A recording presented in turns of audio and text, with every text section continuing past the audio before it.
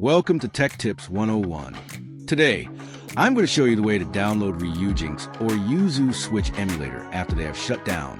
First, open the link down the description box below.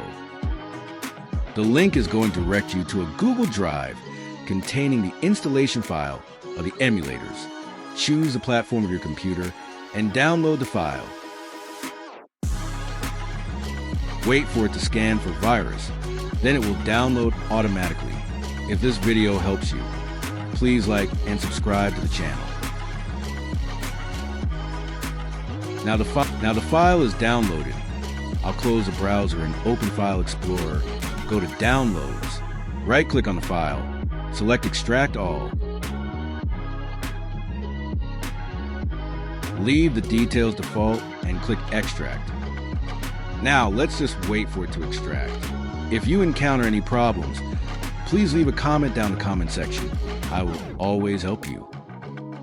You will see this after extracting.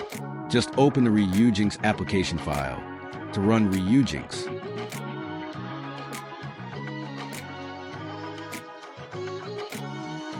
It is normal to see this. Just let it run, and Ryujinx will start up in a sec. Now you can see Ryujinx has started now, and you can play Switch games on it now.